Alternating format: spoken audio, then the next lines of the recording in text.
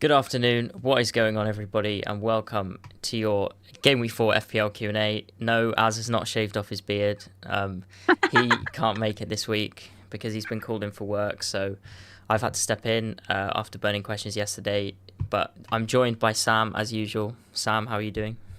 I'm really well, thank you, Tom. Like once more into the breach for you this week. Another video. I know. I need to step up for Az this week. Yeah, but you know, it'll be fine. We'll just replace Az with you, and I'm sure that there'll be no Chelsea bias in the same way that there's no Brighton bias either from Az when he's on here, and it'll be great. We don't seem to be able to get a consistent Q&A team. Like I missed one, so we had Andy step in, then we got back together for a week. Now he's off, and we've got you in. It's like a merry-go-round in here. Yeah, well, it's good to get different perspectives anyway. Had a good chat with Harry yesterday on Burning Questions because I don't have Haaland and he does. So I know you have Haaland as well. You're a crazy man. Yeah, well, we'll see. Anyway, before we get into this video, we need to have a quick message for our sponsors, and that's Sleeper this week. Do get your questions in while we chat about Sleeper for a few minutes, and then we'll get into answering your questions. So Sleeper, we've teamed up with Sleeper this year, as well as the Pick'em League, which is the predictions competition with great prizes. They also have a great draft game on their app, which we, as a core team at Scout, got involved in with last week, where we did our draft. As you can see on screen, we had a 10-person draft, and it was great fun. It was something new for me because I'd never done a draft before, but yeah, I picked last, so I wasn't the best. But Sam, how do you think it went, and did you enjoy it? Do you know, it really surprised me how many of the core team hadn't played a draft version of the game before, because I've played it a few times. Like El Fozzy and I did a draft together years ago when FPL first launched their draft game. And I really enjoy playing it. I always have a draft team every year. And this year I've now got three sleeper drafts. One obviously with you guys in the core team. One the draft of legends with all the FPL content creators that Sleeper have been posting about, and then another one that I'm doing with some of my patrons. And I love it, the Sleeper app, because I think the thing that it does that other FPL draft games that I've played in the past doesn't do is it gives you a rating for your team and suggests whether you're likely to win or lose, and by how much by. It gives you the predicted points that the players that you have in your team are likely to get, and you can make your judgments based on that. You also have the ability to move players in and out before they kick the ball and before their game kicks off, so that you can avoid them if they aren't starting that week. But I think when you have a 10-person draft, it is actually really hard. And I felt for you having last pick when we did it, because I had last pick in the draft of Legends I picked a Spurs player as draft. well for you. I Picked know you Solanke did. first up. You went straight in with a Spurs pick. I loved that. And I think it does make you think slightly differently depending upon what position you're in. Because obviously, if you get a first pick like Mark had in our league, you then don't get to pick again until pick 20. And by the time you get there and you've had 19 other players, disappear, you're in a very different spot. Whereas for you, you have the back-to-back picks of 10th and 11th, and then again. So you have to think a bit more strategically about the players that are likely to start. But if you haven't done one, it genuinely is really good fun. Like we did ours slightly differently. We all got on a Zoom call and laughed at Yeah. each other, mostly at Chris for picking Everton players or not picking Everton players, as the case may be. But there's something really fun about doing a draft league and talking to each other as you're doing it. But the chat function in the app, if you can't be together, is also brilliant. So really like the sleeper stuff. Yeah, for sure. Do check that out. There's a link in the description to join our Pick'em League, which again is just a simple free predictions competition with some great prizes. And then there's also a link to download the app and make your own draft league as well. So yeah, stay tuned for more content on Scout about our draft, see who does what, and who manages to win it. I'm not too confident looking at my squad, but maybe Reece James will come back to fitness and give me a chance. Yeah, you're laughing at that. I love the Reece James pick, particularly when you accidentally managed to drop him and then had to wait Yeah, for him I to had come get back him into your back, yeah. team. Yeah, yeah. Love So do that. check out those links in the description. And now we will get into the questions. So let's start with this question, which is Saka to Salah and Kwanzaa to Lewis Dunk for free. How do you feel about that? There's a lot of people I think that are going to be thinking about doing Saka to Salah this week. And if you purely base it on fixtures, you can completely understand why people would do it, right? It enables you to hit two really nice fixtures on paper for Salah and at the same time avoid probably two of the hardest fixtures, maybe even the two hardest fixtures that Arsenal have this year with obviously Man City away. But also like the North London derby, although they tend to do quite well when they come to us, it's a difficult fixture because of the emotional stuff that goes alongside the North London derby. So if you can avoid it, then I can see why some people would. I think for me, the big thing though is selling Saka, because come game week 6, when the Arsenal fixtures massively shift for the better, you're then going to be wanting to get Saka back. So it's just working out whether it's worth that in taking the hit to bring them in, maybe having to take a hit again to swap it. And presumably by the time game week 6 rolls around, you won't want to sell Salah. So then it's finding some other way to get Saka back into your team. I can afford to do this week. I've got enough money in the bank to just go straight from Saka up to Salah, but I don't want to. Saka's record against Spurs is ridiculous. He got 25 points against us last season, more than he got against any other side. Defensively, Spurs have always got at least one moment in them of nonsense. Yeah, definitely. Probably multiple moments of nonsense during the course of this game. And yes, we'll attack. And we will see the injuries and the suspensions at Arsenal as an opportunity and probably be more attacking as a result of that. But I do worry a little bit about, as a Spurs fan, about Saka's ability to score against us. And without Ødegaard, do we see Havertz drop in the mid? If we see Havertz drop in the mid, do we see Saka push up top? Do we see Sterling therefore playing Saka's position, or do we see Sterling go up top and Saka stay where he is?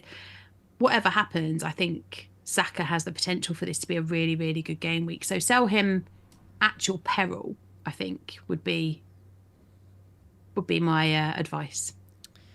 Yeah, I don't mind it if it's for free.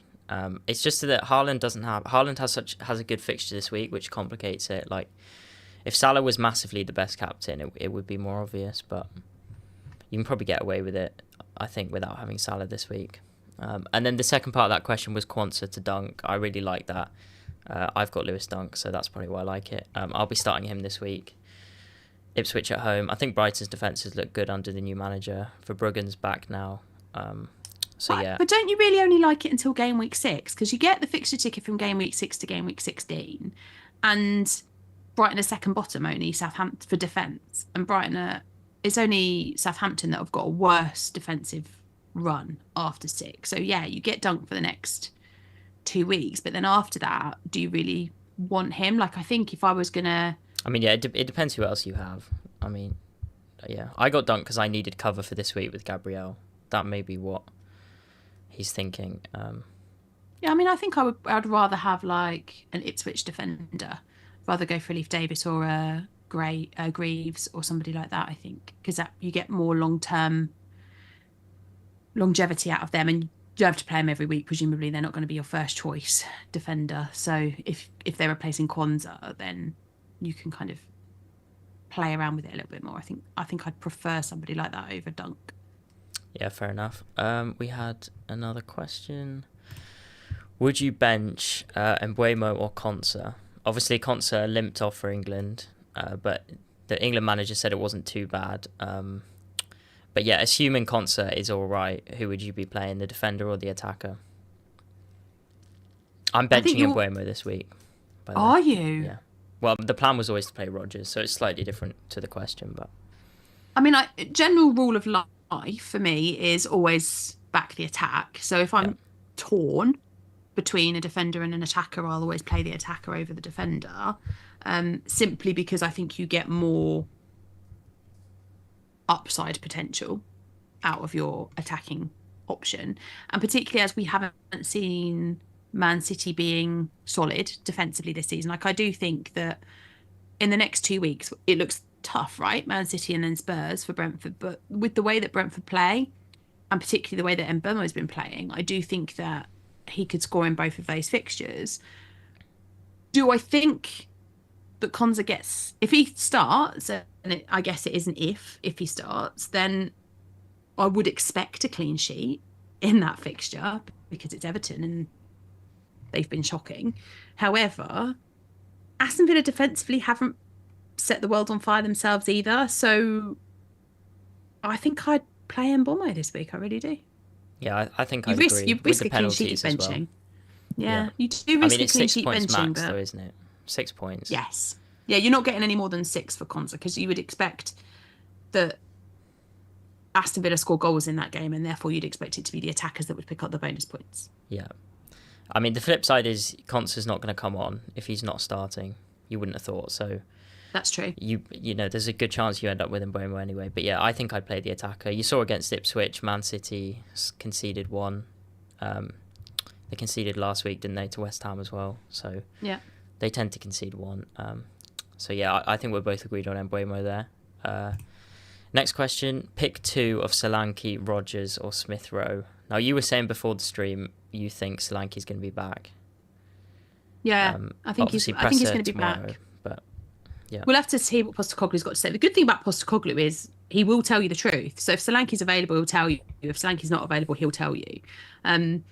I think from what I've been hearing, he and Van der Ven will both be available for the weekend, which is massive from a Spurs perspective. So who are the other 2? Rodgers and Smith Rowe. So that's West Ham at home for Smith Rowe and Everton at home for Rodgers. I think you've got to play Rodgers personally. You have to play Rodgers. Yeah, you absolutely have to play Rodgers. I think the thing with Solanke is he's either starting. Problem is, it's going to be. He will give you the answer tomorrow, Postecoglou. If Solanke's going to start, I'd start him over Smith Rowe. Yeah, I agree with that. I just think with the amount of chances that we will create, you have to back him to convert something in his first North London derby at home in front of the fans as well, because he hasn't made a home game yet. His only game was away at Leicester, so this will be his first game for us in the Tottenham Stadium. Yeah, Smith Rowe's not started the season hugely well either, so I think I'd have to bench him. Yeah, I think Rodgers is interesting because his data's actually really poor, and I think he's like, if he blanks this week, I think people's opinions might start shifting a bit on him because he's playing well, but he's not getting points, and his expected goal involvement is quite low compared particularly with the Champions League then kicking off as well. Yeah. Just on that, Solanke, obviously you're bigging up Solanke, so what's your opinion on Arsenal defenders this week? Because I'm currently benching Gabriel for Robinson because I think Spurs will score. I was saying to Harry yesterday, like if you gave me £5, I'd put it on to Spurs on both teams to score because that seems you'd be pretty silly to bet against that. So scores for both sides. Normally I would back the Arsenal defence to keep a clean sheet, but genuinely, I think the way that we play, knowing we won't keep a clean sheet, we will just attack. It will be attack. And I just can't see that we don't score in that one. So if you've got, the thing with Gabriel is that he's always got that element of attacking threat. Like I've got Saliba, my conversation is around him because his likelihood of an attacking return is maybe less than Gabriel's. And so maybe there's a bigger conversation to be had there. But with Gabriel, there's always that attacking threat. So like I've got Porro. I'll start him even though I don't think he'll clean sheet. And I think I'd feel the same about Gabriel. But equally, if it's a conversation between starting Gabriel or starting Robinson, then I think you have to look at starting Robinson because he's got more likelihood of an attacking, well, probably got a similar likelihood of an attacking threat, but more likelihood of a clean sheet this weekend. So his upside is maybe greater than Gabriel's. Yeah, I mean, Harry said it on Burning Questions. Harry said it was obvious, and he was actually deciding between Porro and Gabriel, and he was always going to play Robinson, which I thought was interesting because I wouldn't be benching Porro, to be honest, against anyone. I don't think you can bench Porro. No. I think if it's a choice between Gabriel and Porro, you play Porro because the attacking threat is so much greater for him. Yeah. Although, as British87 says in the chat, bench Gabriel at your peril. Yeah, that bullet header. He's going to score that bullet header. But it's the same with any premium asset, right? And I said it on the official pod this week. If you've listened to that or watched that on YouTube, I think if you have a player like Porro, like Trent, like Vardiol, like any of those expensive defenders, Gabriel, Saliba, Ben White, and you decide to play the fixtures and bench them, you have the risk of, one, they could still clean sheet in that game, and two, they've got attacking upside. That's why they're so expensive. So there's always an element of risk, particularly if you're benching one of them to play a 4.5 or 4.6 now defender. But I think you do have to play the upside of potential points returns and where's the ceiling. And I do think at Arsenal, it's unlikely that Gabriel gets a clean sheet and an attacking return. He might get one. And if I was going to suggest he gets anything, it'll be a goal. I just don't see him clean sheeting against us. I might be wrong, but I can't see it. Yeah, Harry said in the chat he benched Gabriel for several goals last season. So don't listen to him. There you go. Harry. We had a couple of super chats, which we should get to, but go on, Sam. Sorry. No, I was just going to say I'm hoping he does nothing. I'm hoping he gets 2 points. You're going to that game, aren't you? I'm going to that game, yeah. And last year, Tom, do you remember every time I went to the games, it went absolutely horribly wrong. So this year, I'm hoping that we don't have the same kind of problems. So captain your Arsenal players. That's what you're saying. Gosh, let's hope not. All right, we got a couple of super chats, which we'll do. First of all, from Davis family, which they are asking Lewis Hall. They're saying 3 free transfers. That's the context. 1 move of Lewis Hall to Luca Dean for the next, obviously Villa's next 2 fixtures, or a double move of Chris Wood to João Pedro, which would fund Lewis Hall up to Rico Lewis. I'll just quickly say that we've had press conference today, and Chris Wood got back late from international duty, so Nuno said he has to assess him basically, and so did João Pedro, but the Brighton manager was a bit more confident on João Pedro. He said that basically he'll be in the squad as long as he recovers.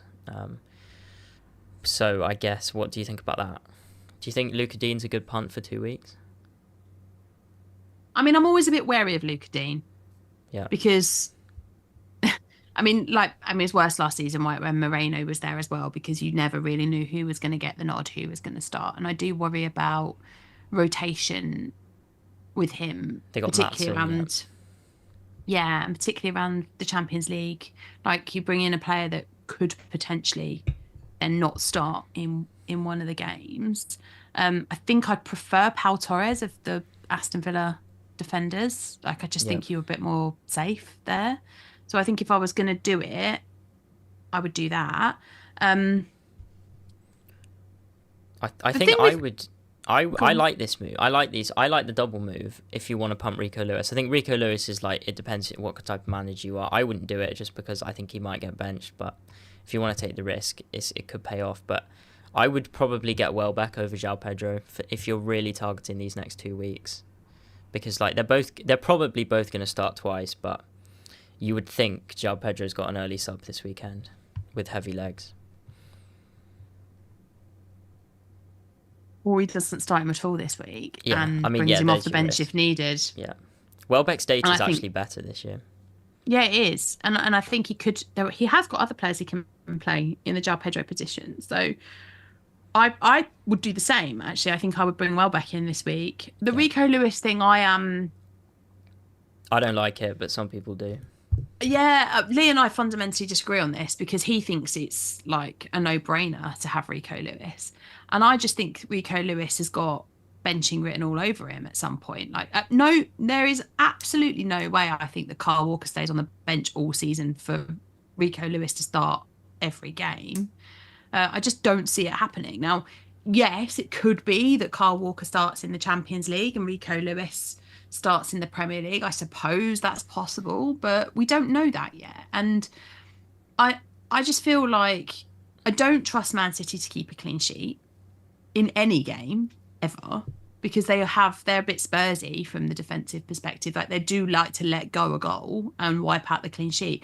And by the way, I'm not just talking about the last 2 weeks. This is like a long-term thing. Like, last season I had Vardiol, and Vardiol was an exception though, because the clean sheet would go and you'd feel frustrated, but then you'd get an attack in return and you'd feel better about it. So it was kind of okay. Whereas with Rico Lewis, like, he's definitely got the attacking threat and could absolutely get some attacking returns. But for me, I'm not the sort of manager that wants to take a risk on players starting, particularly defenders. Like, I want my defenders to be as close to guaranteed starters every week, because you don't want he's probably going to be in there in your like what, third or maybe fourth defender slots, and I just think you don't want to be getting too low down. So for me, yeah, I don't like Rico Lewis, but I know a lot of people do, so I know I'm in the minority probably. I think if you're wildcarding game week 6, if you're set on that, I'd go for Rico Lewis. So yeah, that's probably where I stand on that. And then the second super chat we had, I don't think there's a question, but feel free to drop one in and we can pick it up. But it just says, "Hi Tom, Sam, hope you're both well. Tripled up on Liverpool with my wildcard. Jackson and João Pedro also coming in and hoping to improve on 129k. Well, I wish I was 129k.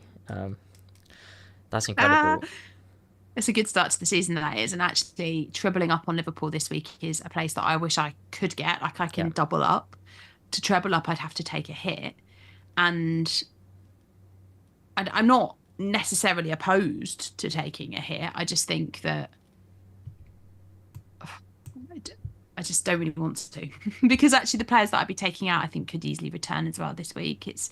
I think it's a really tough moment for managers at the minute, because you've either just wildcarded like you, and then you're thinking about, can I just roll through it? Can I wait a few weeks so I can make my changes ahead of 6, because the wildcard team maybe isn't perfect for 6?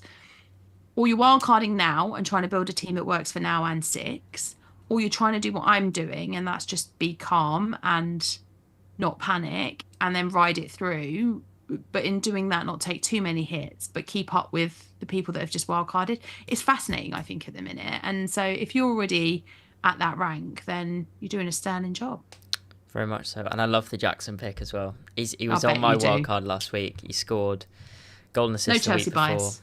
No, he's just a good player getting points, as far as I'm concerned. Is he? I think he's second for forwards expected goal involvement as well. Good fixtures. Yeah, but I like him. He's a good player. He's a good pick. There you go, Jackson. I don't know. I just don't trust him. No. I just don't trust him. That's the problem. Like, we've seen him before, right? And he remards me so much in some ways of Darwin. Like, he's like loads of shots. Say Darwin. It's none on target. Look at his goal numbers. They're markedly better. Yeah, but I don't know.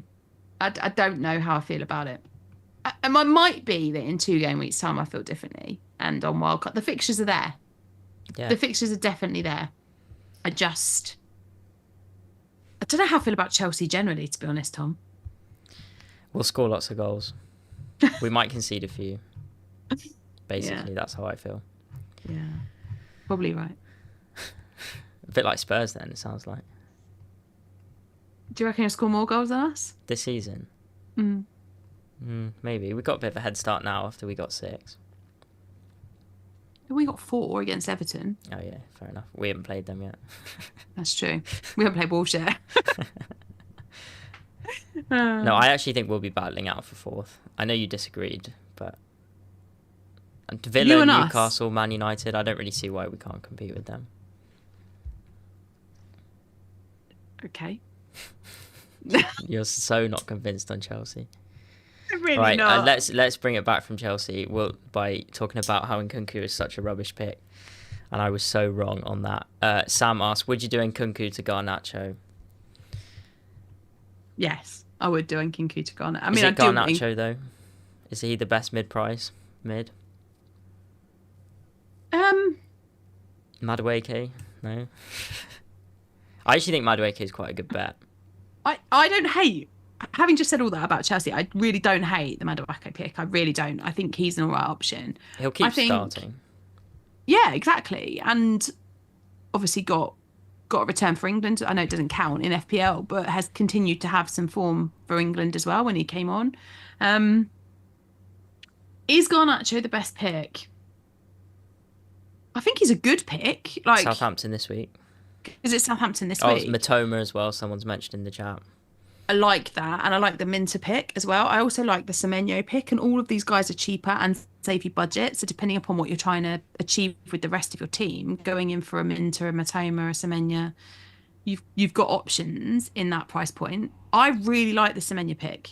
Like, if I know they've got you lot, so you probably disagree with me, but I really like him. An attacker against us is never a bad idea.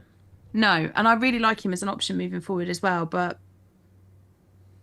I do kind of like the Garnacho pick, weirdly. I just think if anyone's going to score from Man United, it's likely to involve him.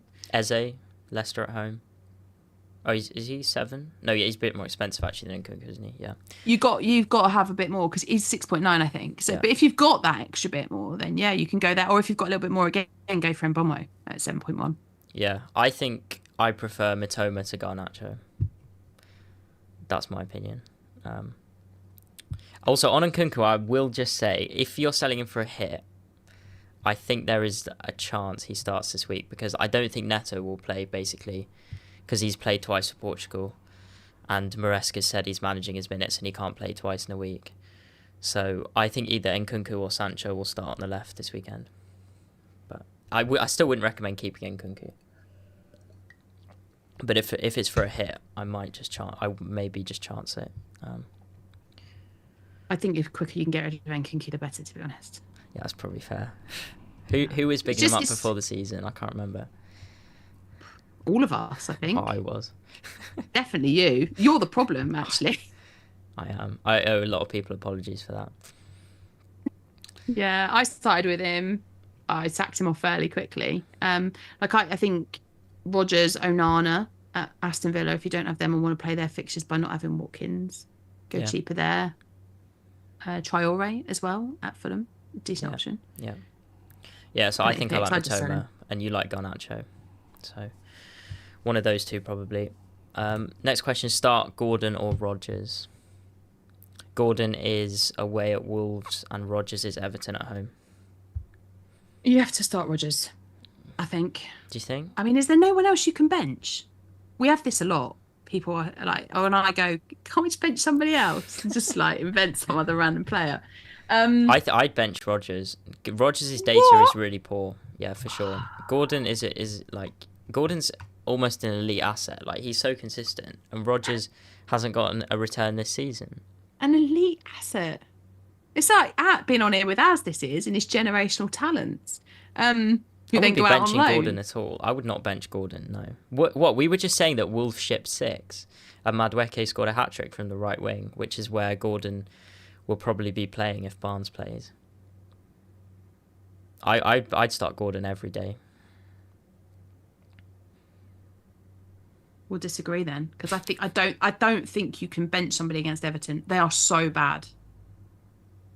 They are so bad. Yeah. I think you have to play that fixture. Why have you got Rodgers if you're not going to play him against Everton? I suppose so. But then why have you got Gordon if you're not going to play him at all? Because he's like 7.5.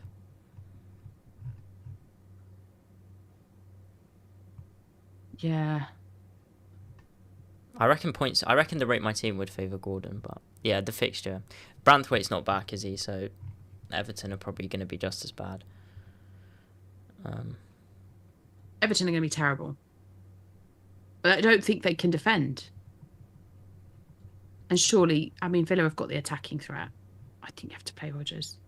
I get what you're saying about Gordon. I wouldn't want to bench him either. I'd find another way to not bench him. Bench another player. But bench Gabriel instead, or Saliba, or I don't know. But there must be somebody else you could bench. Drop your team in the chat. I'll tell you if there's another player you can bench. Yeah, cool. The next question, best time to wildcard outside of game week 4 and 6? Because this could be your strategy, maybe. And then Marcus adds, is game week 7 a good time? Well, what's the difference between 6 and 7? It's Haaland has Fulham at home, doesn't he? So if you don't have Haaland, that could be a reason to wildcard in 7. Yeah, I'm just looking at the fixture ticker. Yeah, and where's the international break in between 7 and 8? Is that the next international break? Weeks? I'll check. You keep talking, I'll check. I think that might be the next international break. Like, looking at the fixture ticker, I think the only major difference between a wildcard in 6 and a wildcard in 7 is Man City. Brighton are in the middle of a pretty awful run. Yes, it's 8 is the break. After 7 is the break. After 7. Yeah. I don't think there's enough difference between what the team you'd create for a wildcard in 6 to a team you'd create for a wildcard in 7 to not if you don't have Haaland in it. Yeah, but I just don't think there's enough in it. Like, I think you could wildcard in 6 and get Haaland for Newcastle. Right. I don't think there's enough in the changes that you would make. There's much bigger gain to be had wildcarding in 6 with Arsenal and players like that. So waiting 1 week just to avoid Haaland playing Newcastle doesn't make a lot of sense to me. I'm looking at potentially 12 as a wildcard window. Um, I quite like that. I don't mind the wild card in the next international break. I don't mind that at all because then you're 7 game weeks into it. You've got a good understanding. It's 2 weeks of opportunity. The question I have about game week 8 is how much would I actually change in my team?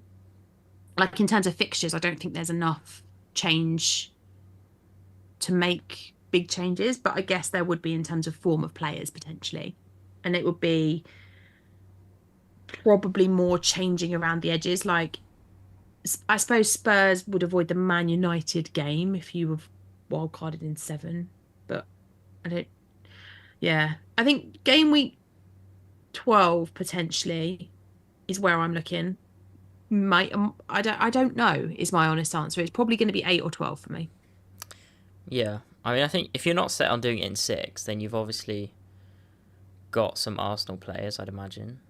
I've got 2, yeah. Yeah, I'm talking more in general, but like that's probably you wouldn't wildcard in 6 if you had already triple Arsenal. So No, exactly. And I yeah, think by the time 6 rolls in, I could easily have triple Arsenal without needing to wildcard. And the other players that I'm invested in, I would still have. So yeah. It's I don't Brentford know. possibly as well. I think if Yeah, you wildcard in 6, if you're a little bit short of Arsenal, and if you haven't got Mbuemo or Vissa without hits, I'd say. I'd agree with that. Yeah, And then I'd Haaland, agree with obviously, that. for 7 and 9, you probably need. I say that as a non-owner, but yeah. Are you planning to get him? Well, yes. In short, yes. But in game week 7, we'll see because Palmer has Brighton or Forest, one of the two at home, and Saka has Leicester at home. So there's a chance I could go against Haaland that week. But then in game week 9 for Southampton at home, then he'll definitely be coming in. So what, you'll sell Palmer? Yeah, Palmer will be going. Salah to Saka in 6. And then Watkins. Salah to Saka? Yeah, in 6. For Leicester and Southampton. I mean, I get that, but You don't even have Salah now. No, I know, But I need the money somehow, don't I? I need the money, and I want to keep Trent. I think I want to keep Trent. That is the thing, and that is kind of the point, isn't it? Is that you can't have everybody this year. So like I've got Saka where you've got Salah. You're basically doing a bit of a hokey cokey with Saka and Salah, and you've now got Salah in, and then you swap them back, and then you'll hokey cokey around with Palmer and Haaland. You've basically taken Haaland out for Palmer, and then you swap them back again later, right? That's what I'm doing this year, just chasing the fixtures. Chase the fixtures. It makes sense, yeah. And I think if you're chasing the fixtures, then get the best captain every week and chase the fixtures. If you're chasing the fixtures, then 6 is the next best moment, and after that is probably 12. Yeah. Yeah, well, yeah, stay tuned to the site because if Sam is wildcarding in 12, she'll definitely be writing about that. And that's interesting. I haven't thought about a 12 wildcard yet. Next question from Heather. Bench 1 of Traore, Watkins or Isak? Traore. Yeah. Reluctantly, but I think you have to. Yeah, I think you have to. You got 2 penalties. I think Watkins will be on penalties. I reckon Do you? Yeah, he's so desperate for a goal. There's no way he doesn't take one if they get it this weekend. Wow. Do you not agree? agree? Think Rodgers can take it? Well, he scored for England, didn't he? Under 21s. Yeah, I think he'll take it. I don't think that. He's too junior. He's not going to be able to pull rank and get a penalty off Watkins. Does Watkins want them? Didn't want one for England. So. True. Was he on for the penalty shootout? I heard a malicious rumour. It might be a malicious rumour. Libel. Allegedly. You need to say. Allegedly. That because there was that video, wasn't there, of Trent saying he didn't want it. Yes. And that was supposedly about Watkins. So Interesting. if he doesn't want one for England, Different then pressure though. Euro shootout. of course. And it might not have even been about him. It might just be people, nonsensing up. I can't even remember if Watkins was on the pitch at that point. I think he was. Um, but I don't know. Like, he didn't take it all of last season. And I know they had Douglas Luiz, but if he's their striker. Tielemans, people Sure. saying in the chat. Oh, yeah, there's Tielemans as well. Yeah, that's a good point. I mean, we're not going to know basically until we get one, but I just think Watkins, he's missed like 4 sitters. He's going to be so desperate for a goal, especially if they're winning.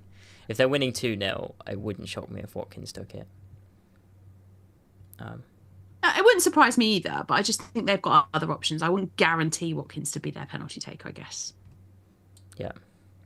Yeah.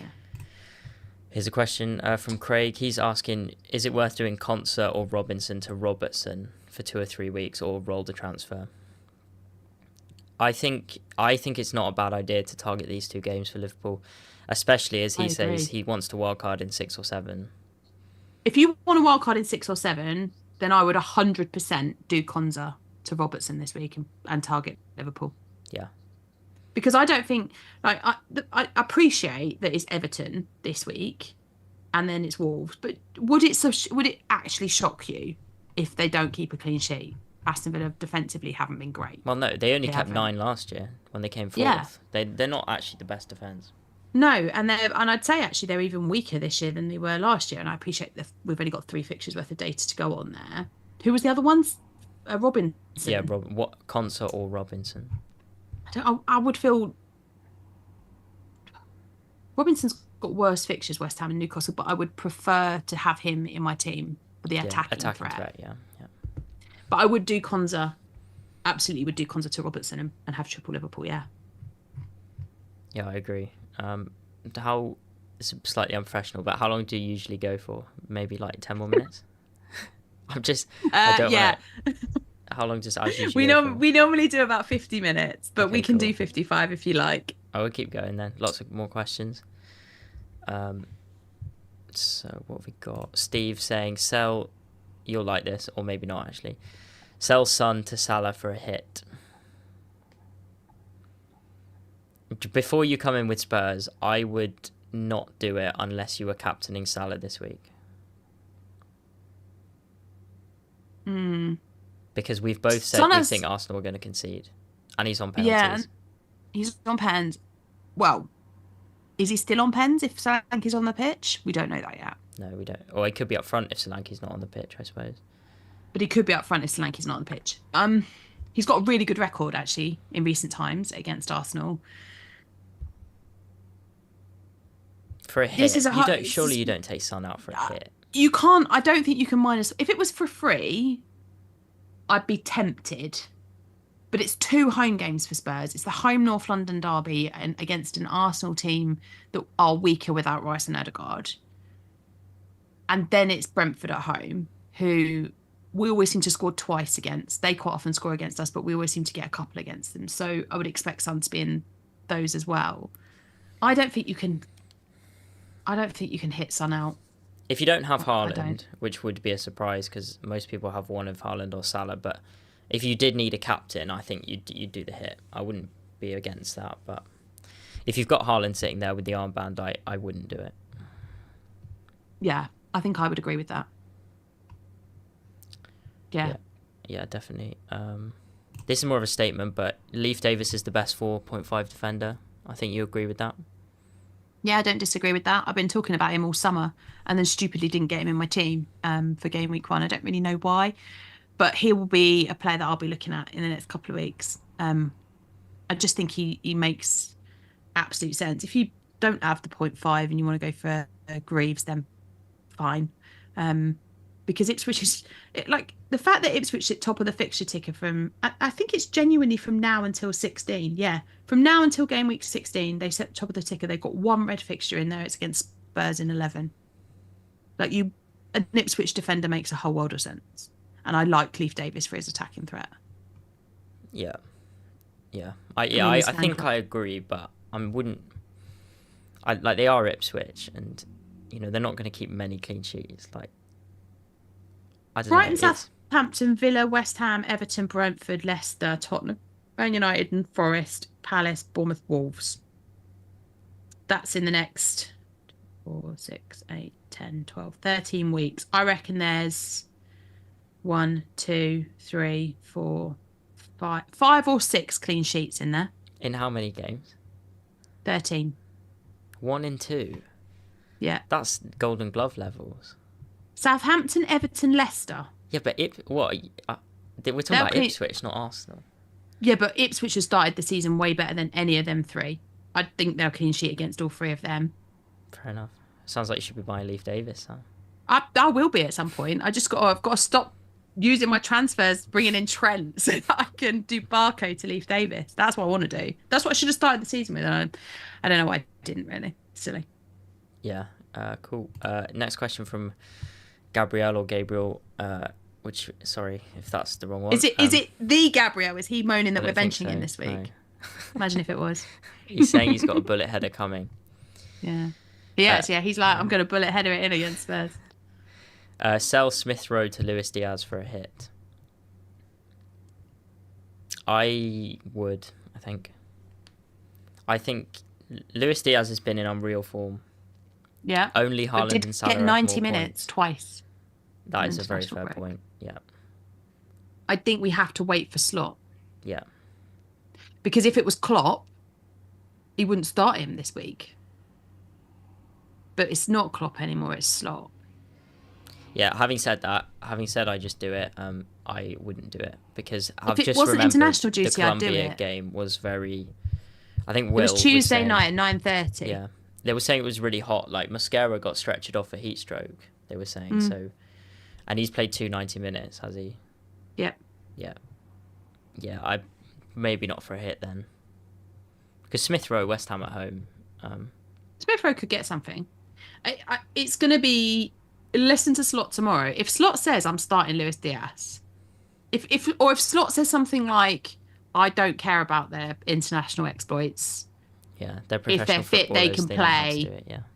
Then I probably would do it because I think the fixtures for Liverpool for the next couple are really, well, arguably for the next 5, including the Chelsea game. Sorry, Tom, in 8, I think are really nice. So you could bring him in and keep him, and that hit then isn't really 4 points this week. It's spread over a 5-week period, which feels much, much better. But if Slot says anything like, oh, I'm really wary of, we're going to have to assess how they've come back and all of that jazz, then just be mindful of it. Yeah. Someone, FPL Onions is saying, Sam, if you believe that, you'd get 3 times Ipswich defence for 13 million. There is a very big possibility that I get double Ipswich defence in the next couple of weeks. I actually have Greaves on my bench, to be fair. Yeah. I honestly think that I can see myself having Greaves and Leif Davis in the next 2 or 3 weeks. Backing Ipswich big. It's a bit mad, isn't it? I also quite like Delap up top as well. I might go all in on Ipswich. Do you think they'll get relegated this year? I think there's currently 3 worst teams in the league. Southampton, Leicester and Everton. Everton will win 1-0 at home after Christmas and be fine. When Branthwaite comes back, they'll be fine. In my opinion. I think they lose this weekend against Villa. I think they lose against Leicester. I think they'll lose against Palace, Newcastle, they'll lose against them. They'll lose against Ipswich. They won't lose their first 8 games. I think they might not win. They'll get a point. They might not win a game until game week 10, Southampton. You need to at Chris, I think. Oh, I tell him this all the time. He gets on a call with me and I tell him that I think that they are playing championship football in their new stadium. I'm convinced of it. There you go. Heard it here. Bob asks, captain this week. What's your opinion on Haaland against Salah? I think Plan FPL, which is our premium planning tool, has them both on 7.7 points. If I had them both, I'd go Salah because of the extra points for midfielders, and I prefer the fixture, but I don't, so I'm going Haaland. So to be clear, you have Haaland and not Salah, but you captain Salah, and I have Salah and not Haaland, and I captain Haaland. Should we swap? Yeah, if I had Salah this week, I would absolutely give him the armband. Forest's data is really good. Aren't they the third best defence so far? They are, but and last season they were good as well. It's Liverpool at home in incredible form. He's on pens. I know Haaland is too. He gets an extra point for the goals because he's a midfielder. He's got the potential for the clean sheet point as well. Things that Haaland, like I think it'll be tight between the two of them, but I wouldn't be surprised if Salah just pips Haaland this week. Fair enough. Well, yeah, so it seems like we should swap teams. No, because I don't want all these Chelsea players that you've got. No, that's fair. How many have you got? Just Palmer and Jackson. So 2. That's pretty smart. Attacking double up for the fixtures. Don't really mind it. To be fair, it was Jackson or Havertz, which, yeah, I probably should have picked Havertz in hindsight. I'm only really winding you up because I actually do quite like the Jackson pick. I just like winding you up about Chelsea. And obviously Palmer's a good... everyone. Palmer's a good... HR. Oh, no, she's HR as well. And Palmer's a good pick as well, to be fair. You love it. You know I'm going to give you grief about Chelsea in the same way that you will about Spurs, and we just live rent-free in your head. Yeah, you do sometimes. Next question. We'll do a couple more. Is Henderson still the best 4.5 keeper? No. You don't? Yeah, I mean... I hate owning him. I'd have Flecken. I switched to Flecken last week on Wildcard, and he lost his clean sheet in the 96th minute. Okay, hear me out. But this week, you don't want Flecken this week. Well, no, you don't. Okay, bear with me, because I appreciate that. I do this on Q&As, and I do appreciate that I'm going to go in on Ipswich again, but I quite like the Muric. I mean, if you think they're getting 7 clean sheets in 13 games, you should have... Right. Muric. Exactly. So that's where another option when I want to change my goalkeeper. Like Flecken, I think is the better long-term 4.5 pick in terms of Hendo or Flecken. But obviously this week it's difficult. But then from game week 6, you've got a nice one where I would see some clean sheets there. Muric, I honestly think if I was wildcarding right now and I wanted a 4.5, that's who I would have. Yeah, I don't necessarily disagree. I went for... They're not going to keep that many clean sheets, the 4.5s, right? So you just pick the one that's got the best fixtures and the more chance of clean sheets. So, but look, if Henderson... are going to get 6. Yeah, I don't think Palace are bad all of a sudden, though. Like, now the transfer window's shut, I expect them to settle down a bit. They've signed Chalobah. Him, Gahey is a pretty solid centre-back pairing. I quite like... So part of the reason for not wanting to wildcard at the moment is because I actually don't mind Henderson for the next 3. Leicester, Manchester United, Everton. Like, I'm quite happy to have him for those 3. But after that, I'd like to change him. And that coincides... You have to go Muric. You can't not go Muric. Yeah. Well, it's either that or go up to Raya and have double... That's what Brian's saying. No one is the best 4.5 keeper. There isn't really a standout. Muric has got the best fixtures. Flecken has got a nice run. Henderson is probably the nicest for the next 3 weeks. Yeah. So depending upon when you're wildcarding and how you're acting, those are the 3 best options. It's just how long term you need to go with them. But if you can afford Raya, then Raya's clearly the best goalkeeper option in my opinion right now. Yeah.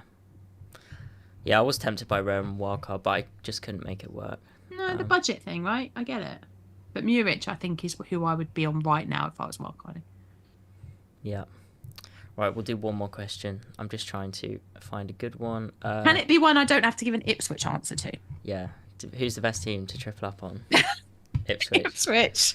While I find a question, what are you doing this week, Sam? What's your transfer? I am. So I have been waiting all this time because if Saka got injured on international duty, then I was going to do Saka to Salah, but I don't want to lose Saka if he's going to play against Spurs the weekend. So the plan this week is to do Gvardiol to Trent. I am tempted to just do Barco to Trent and hold Gvardiol, but I'd rather keep the budget in the bank and then know I can use that next week for upgrades elsewhere. So yeah, Gvardiol to Trent is going to be. Yeah, there's a couple of quick fire ones. Welbeck or João Pedro? I think we said Welbeck, didn't we? Just for the minutes, especially if you're going for 2 weeks. Mm-hmm. Please choose 2 out of these 3: Madueke, Smith Rowe, or Rodgers. You'd bench Smith Rowe, I think. Who have Fulham got? West Ham at home. West Ham. Yeah, I think I'd agree with that. Yeah, and here you can shout out your favourite defender again. Who should I replace Barco with? Should I switch to Michael Keane? I've teed you off on Everton there. Keane? Oh. Go in on Everton again. I don't think they're going to keep a clean sheet until game week 10. I mean, Keane is 4 though, so maybe that's the thing. Like Greaves then. Greaves, good shout. Yeah. If you've got 4, go Greaves. Okay. Yeah. Yeah, I agree with that because I did that on Wildcard. 2 more quick ones. Bench Jacob Murphy or Pedro Porro? It's got to be Murphy because he didn't start the last game, surely. You got to play Porro. If you've paid that money for Porro, he's going to basically camp on the edge of the Arsenal box. 5 shots last week. Yeah. Yeah, he has said he only has 4 million, in which case, yeah, I'd go for an Ipswich guy. Greaves, yeah. And then final question, is Szoboszlai the best 7.5 mid? We didn't actually mention him before, but with Harvey Elliott's injury, his minutes look pretty secure. And if you can't afford Diaz or Jota, but then I guess it's actually a question, would you get Robertson? Eze and Mbuemo. Yeah, possibly. But if you want a triple up, would you go for Robertson or Szoboszlai? Robertson, yeah. I think I agree with that because you got clean sheets and attack and returns. But it's a good differential. Don't get me wrong, I don't dislike the Szoboszlai pick, but I think if I had that much money, I'd go for an Mbuemo or an Eze right now. Like Eze for the next couple and then Mbuemo afterwards feels really cool. And then you could treble up on Liverpool by getting Robbo. Yeah, definitely. So we've covered loads there. We will wrap it up. We've been going nearly an hour. Should be back next week, possibly. I was saying that. Who knows, yeah. He is away at some point, but I don't know when it is exactly. And he might not miss a Wednesday, to be fair. He might be on a long weekend thing. Yeah. I can't remember. Yeah. So, yeah, do stay tuned. Please give us a like. Please subscribe. Stay tuned for the channel. We've got Deadline Dilemmas tomorrow with Mo and Praz. So that will be out tomorrow morning, and we have team news tomorrow as well. So all those quotes: Phil Foden, could he be back? Ollie Watkins, is he fit? Cole Palmer's back in training, but is he fit? Solanke, yeah, the big one. He might break FPL next week, I reckon, if he scores the weekend. Oh, if he scores on Sunday, I'm bringing him in from the stands. we need evidence of that, Sam. I'm not even joking. If he scores, I will video me bringing him in. I'll do a screen recording of it happening and send it directly to you. There you go. Who thought Haaland? No, not for Haaland, you nutter. I'll be who am I over front? Oh, Muniz. I'll do it for Muniz. I'm gonna have to bat for Jackson next week if Solanke scores.